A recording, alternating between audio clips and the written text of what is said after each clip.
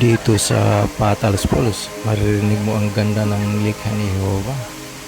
Pero alam nyo ba na mas nakakapagbigay ng kapayapaan ang panalangin?